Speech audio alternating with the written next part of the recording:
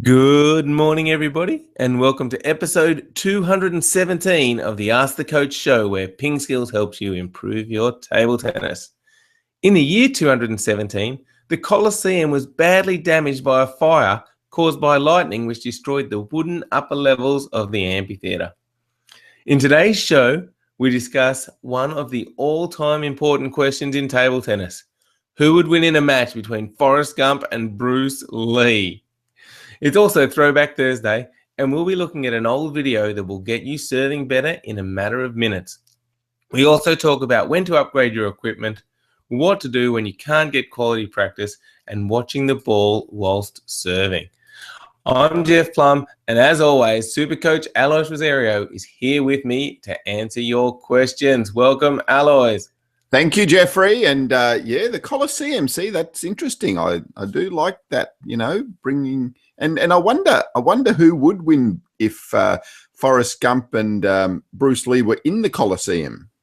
Oh well, you'd think Bruce Lee straight away, but Forrest just has a knack with things. Finding a way. So it might not be as straightforward as you think. I'd back him to be able to outrun him. Yes. Now, if you follow me or PingSkills on Snapchat, you would have seen that last night, Alois, I played basketball and I did my hamstring. So I've got some ice and I'm icing my hamstring. It's pretty sore. If you're not following us on Snapchat, get onto it. Our username is PingSkills. Yeah, Jeff, I've got to tell you, you're getting old. You just need to slow down. No, it's. I think it is a problem. And I know I'm getting old because you posted something on Facebook, Alois, that showed a young Jeff. Yes, exactly. That was about year 2000 or 1999. 1998. It was 1998. Wow, that's a long time ago, Jeff. And yes, you were looking very fresh faced there, Jeff. So, yes. If you haven't seen it, get onto our Facebook page and have a look at that news article, which features Waldner and a very young Jeff early on in the piece. Just very quickly, a couple of words. All right. Well, what happened on this day in history, Alois? The 4th of February. Yes. Well, it was the founding of Facebook. Where would we be without it? What year, Jeff? Oh, what year? Not that long ago. I'm going to go like 2004. Oh, you are a genius. You are a genius. 2004 it is. So the hamstring's no good, but gee, that memory's all right. Yeah, 2004. So wow, and a controversial founding it was. I mean, if you've seen The Social Network, which is based on a true story, I guess. Pretty controversial about who actually created it and who came up with the idea. But that's all history now, and Facebook is massive. Yeah, it is, isn't it? And where would we be without Facebook? But only 12 years. That's pretty amazing, isn't it? It is incredible how fast a company can grow, how many people are on it. But it'll be interesting to see, because can things change as quickly? I mean, nowadays, it seems like the younger kids don't want to be on Facebook because all their parents are on there. So that's right. This is why they're going to Instagram and Snapchat. That's why we're on Instagram, right? Because we're like pretty, up with it. Instagram. Yeah, well, maybe you, as you can see with me and my hammy, I'm pretty old. Instagram, Snapchat, Facebook, that's us. Absolutely. All right. Now, I think we should get into this important question, Alois. Who would win in a game between Forrest Gump and Bruce Lee? What did everyone say? Yes, well, Naranjan said Bruce Lee with the nunchucks. And Asim said, I think his friend, the shrimp guy, will be a good opponent. Yes. Laugh. Eugene said, I've watched both movies. I think Forrest Gump will lose. Bruce Lee is too fast. So there you go. Ari said Forrest Gump. And then Dean said My coach used to say, life is like a box of tennis balls. You never know which ones you're going to miss. I do like that. And That is very good. And to finish off with, Glenn Errington, my favorite, said, Forrest, of course. I'm not a smart man, but I know what 11 love is. So, yeah, thank you, Glenn. That is brilliant. It is brilliant. I think I might need to tweet that. That's good. Love it, Glenn. Yeah. So thank you, PingSkillers, for your very entertaining and thoughtful messages on Facebook. Indeed. All righty. Well, that moves us on to today's PingSkillers question of the day, which is, do you respond better to praise or criticism? Simple question, but we really want to know this. It's a good one. So jump onto our Facebook page. So whilst you're checking out the young Jeff Plum, answer that question. Do you respond better to praise or criticism? And you can also jump onto the PingSkills blog, pingskills.com/table tennis blog, and answer the question there. All right, Alois, it is Throwback Thursday, and we're talking about an old video that's really going to help people serve better quickly. What is this video and how does it help? Yeah, so the video is on keeping the ball low, and we've used a very, very simple but effective tool in that video. So we're talking about keeping the ball low. So as a guide for you, what we do is we get or construct a net about so high over the net. A string about that high over the net. That makes a lot more sense. Yeah, old. So the easy way that we do that is we just attach 2 sticks to the net, just using a little bulldog clamps, and then from those sticks we tie a string from stick to stick, and that forms a little area that we're going to be aiming for to keep that ball low. You can use this for a lot of things, but we find this really useful for serving in particular, because serving is critical that you're keeping that ball low. So you can start by having the string, that high over the net. And as you start to get a little bit more confident and better, you can start to bring that string down until you're at the stage where the string is only just wider than the height of the ball. So by doing that, you're really starting to focus yourself on the result of what you're trying to do, and that is keep that ball low over the net. So, yeah, as I said, very simple but very effective tool. You can also use it for just when you're hitting. So get the string up a little bit higher when you're doing some forehands or even with your pushing, and again, just see if you can keep that ball nice and low over the net. But recently, again, Ross Pinder, who's a skills acquisition guy with the Australian Paralympic Committee that helps us out with our coaching, we were wanting to get one of our players, Amanda, who is a PingSkiller, to do some topspin and to just get the feel of the brush and getting that contact on the ball. And so what Ross did was he then put that string up like really high, and I mean really high. So we're talking about a meter over the net, and then getting Amanda to brush the ball so that it went up and over the string and landed on the table. And that was really effective very, very quickly. So we started with the stroke, and the stroke was too flat. We're trying to get the brushing contact. So by getting that ball up and over the string and down onto the table, you almost have to put some topspin on the ball and brush the ball well. So that was really effective, really quickly to get that brushing action.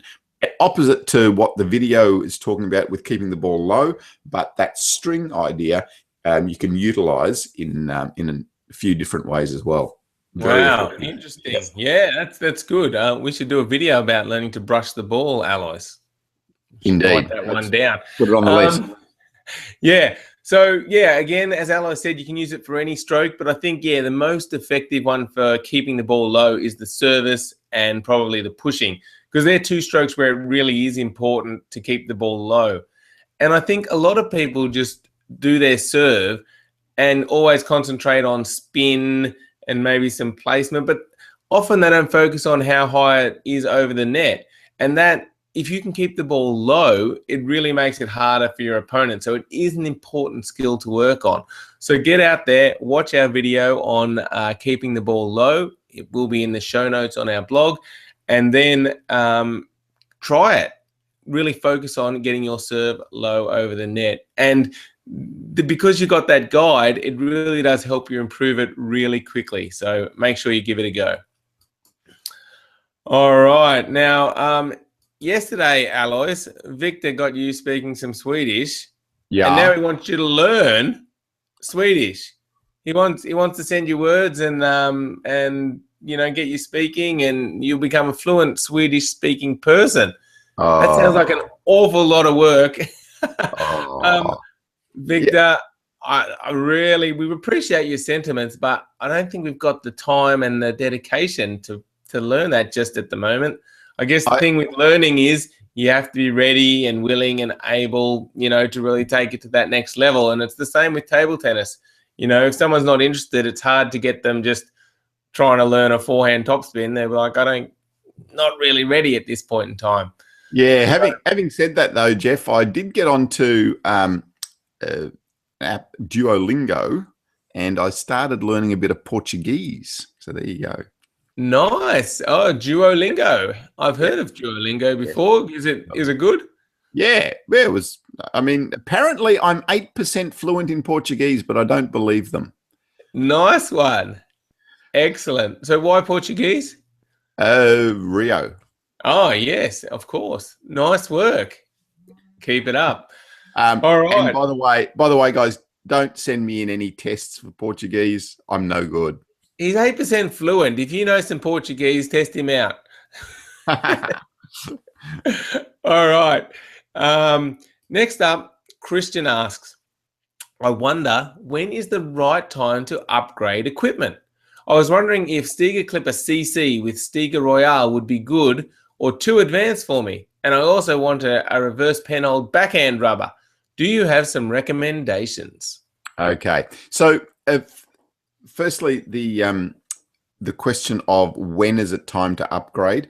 A couple of things. So one is if you're starting to feel that the equipment that you're using is too slow, and a good guide for that is if you're starting to play full strokes. So you're really playing full strokes. You're putting a lot of effort into it, and you're overly consistent. I know it sounds a bit funny, but you're getting the ball on basically all the time, and you're just not feeling like you're getting enough speed on the ball. So then it's time to think about upgrading to something that's a little bit faster. We often get that question because it's a difficult one. It's a difficult one to really know when you can upgrade. So at that stage, it's worth trying to maybe borrow someone else's racket, someone that's got some faster rubber, just for a couple of minutes, and just see if it feels all right. If it does, then maybe it's worth investing in some faster rubber or a faster blade. Now, what you've asked, though, there is you've asked about Royale, which is actually a short pimple rubber. Now, is that a good idea? Maybe, but it really depends on your style and whether you think that you're ready to play with some short pimples. So with the short pimples, the ball comes off a little bit faster, but also a little bit flatter. So you're not getting as much margin for error over the net. So it really depends on your style of game. If you want to play the faster and flatter attacking game, then that Royale might be okay. But otherwise, I'd stick with an inverted rubber. Yeah, it sounds like he wants to be a bit like Lu Guliang or Zhang Jieling. Yes, perhaps. And I mean, that they're very, very good players to follow. Yes. It's interesting, though, isn't it? Since Lu Guliang in about 2000, there haven't been many top pen holders with the short pimples. We've No, seen obviously Zhu's in, but yeah, it seems that style's faded out a little bit. I wonder if anyone will make a comeback with that in the near future. Yeah, I mean, at the moment, I think it's difficult because with the pimple, because you haven't got that margin for error, you've got to be so accurate with your fast, flat attacking play. As I said, you know, Lu Guoliang and Zhang Jieliang both were very successful at both of their stages of their careers, but we haven't seen it for a while. So, yeah, I mean, I can't see it, but you know, as you said. Things change pretty quickly. Facebook wasn't around 12 years ago. Exactly. All right. Thanks for the question, Christian. Next up is Keegan, who says, I am lacking quality practice, and when I do play, I struggle a lot in consistency in all strokes, and I sometimes get frustrated. Is there anything you can suggest that I can do by myself to help, and if slowing down might help? Yeah, so Christian, slowing down will definitely help. But also, it's a matter of making sure you're getting your technique correct. If you get your technique correct, then consistency does follow. So if you don't have anyone to practice with, a simple technique that you can use is shadow play. So what shadow play is you stand in front of a mirror. So now I'm actually in front of a mirror because I can see myself in the video. So standing there and you're just doing your stroke for your forehand or your backhand or your push or whatever it is, and just watch and see what it looks like. And when you're doing that, Alois, I find it really helpful to really imagine yourself hitting the ball. Yep, that's great. So the more senses that you can bring into it, the better. So you know, if you're imagining the feeling and you're imagining also the flight of the ball when it's coming in and coming out, that's really more effective. So work on that technique. If you haven't got anyone to play with, have a look at it in front of the mirror, and then you can just do it for 30 seconds, 1 minute, you know, whatever it is, and that just gets the pattern better ingrained in your head. Of course, there's no real substitute for the real thing of being able to hit some forehands with the ball, but if you haven't got anyone to practice with, this can be effective as well. Yeah, and then just slowing down, as you said, is really vital. When you get on the table and you're looking for consistency, just slow it down. Just try to do the stroke slowly. I see too many people just going from from zero to hero, way too quickly and trying to hit that ball, way too far. You've got to learn how to hit the ball slowly. If you don't know how to hit the ball slowly, then you've never got anything to fall back on if things are starting to go wrong. So learn the stroke slowly first. Make sure you really understand the movement and can feel the movement of your stroke. Yep, that makes a lot of sense. Now, if you are practicing and you're lacking quality and struggling with consistency, how about either using a robot, which you could probably do by yourself, or learning multi-ball? Yeah, absolutely, good idea. So multi-ball is great if you've got someone to hit with, but if you haven't got anyone to hit with, then multi-ball is difficult. And so in that situation, a robot can be effective. And we've done a blog on the use of robots that you can just have a look at as well, and we'll link to that, and you can see our thoughts on robots. Yep, excellent. We'll put a link in the show notes, so check that out on our website, pingskills.com, and Table Tennis blog. And Adam has jumped on the Google Q&A app and said, hello, coaches. So hello, Adam, and thanks for joining the show. Hi. If you ever got any questions, Adam. you can... Sorry? Hello, Adam. Yes, hello, Adam. Yeah, if you ever got any questions, you can ask us live on the show. You just go to our Google Plus page and click on the show, and there'll be a little Q&A button. Hit that, and you can ask your question. So, yeah, thanks for joining, Adam. And Victory says, I know you would love it learning Swedish and understand you're not interested and ready, but I understand more easily because I'm not that good at speaking English. It's okay, but I would love it. Well, you are very good at English, Victor. You can write all that, so that's very, very impressive. I am always jealous of people that can speak multiple languages, Alois. Yes, we English speakers are very lazy in that regard. I mean, you go to Europe and every single person can speak at least two languages. So, yes, very jealous. Indeed. All right. Valerie has a question. Valerie says, I am a beginner and I was wondering how to track the ball during the serve. Should I track the ball until I hit it with the bat? But when I do that, I feel like I'm in the wrong position. I need to watch the net and the opponent to have reference points. Yeah, this is an interesting one. So if you watch Jeff and I serve, Jeff does tend to watch the ball a little bit more all the way to his racket. I tend to watch the ball to about there, and then I take my focus away and I might look there and then catch up with the ball.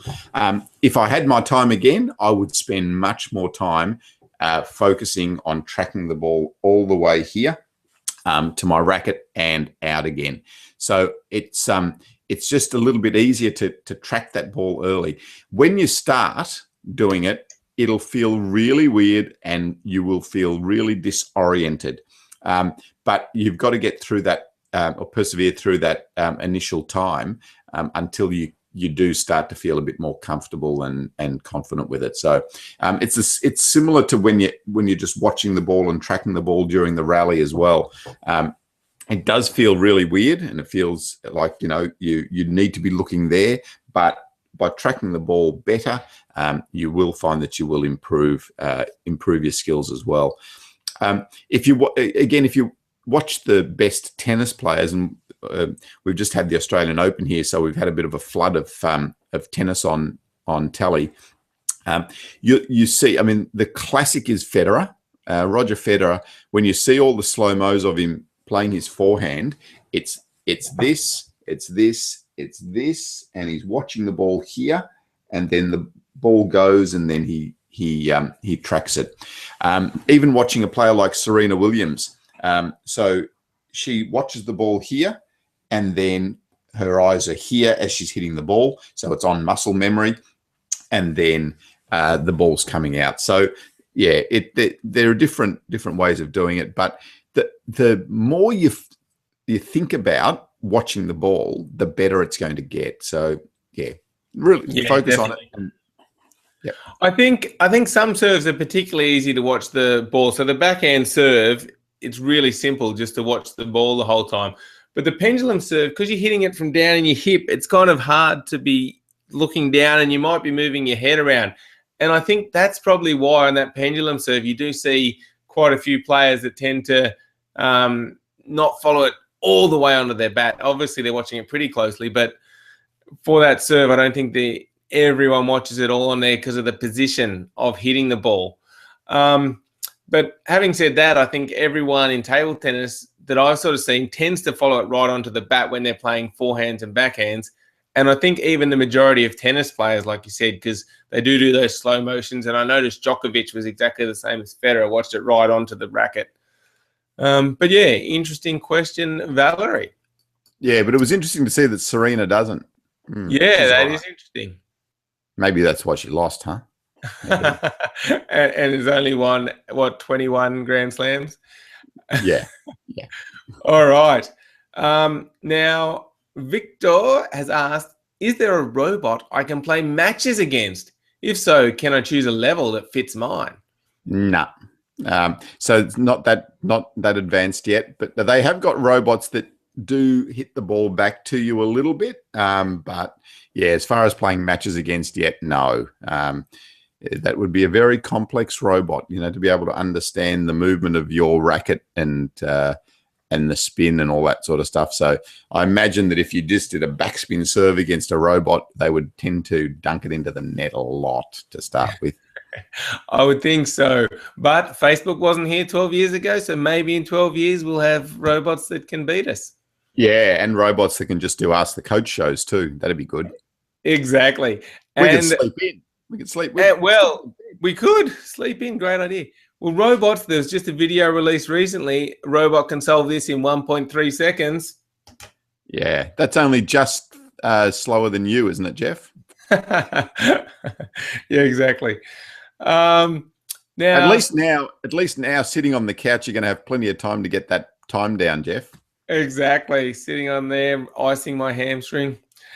Spam20 says, if I want to train my serve, how many balls should I get so that I can train seriously? Yeah, good question. So I think initially, if you just get maybe 20 balls, it's enough. The more you can get, the better, obviously. But, with 20 balls or even 10 balls, you just grab them into a little container, you serve them out, you go down the other end, pick them up and start again. So you can even just set up a little bit of a net around the table, that catches the ball when you serve it. So that'll save your legs. But yeah, I mean, 10 or 20 balls is fine to start off with. I remember doing a lot of service practice at Coburg in the back room, and I think at that stage I had about 20 balls that I used to use. Just go and serve, pick them up, do it again. The other thing that when you do have less balls, you tend to focus a little bit better on each serve, which is interesting. When you've got a whole bucket, you got 1,000 balls, you just go and you serve and you serve and you serve. Whereas when you got 20 balls, you need to make them a little bit better. So you take a bit more time, serve it, and then go back. So yeah, 20 balls is good, but yeah, in general, more is better. Absolutely. And Victor Sorry. just says, sorry, Jeff. Yep. Yeah. So one other thing. So you don't need to get, top of the range 3-star plastic balls to do your service practice. Like you can get training balls as well. Just don't get balls that are too soft and squishy, because then it gives you a false idea of the bounce of the ball. But yeah, if you get some training balls that are reasonably hard, that's okay. Yep, good tip there if you need to save some money. And yeah, that's good. Excellent. All right. And Victor just says, have some rest, Jeff, and take care of your hamstring. So thank you very much. All right, Alois, that wraps up show 217. Big thank you to everyone who asked questions, and thank you to everyone for watching. We appreciate your support. And of course, thank you, Alois, for answering all the questions. And thank you, Jeffrey. And you, yes, take Victor's sentiments, rest up. We need you better, Jeff. We need you better. All right, thank you. I will do. Got the ice. So bye.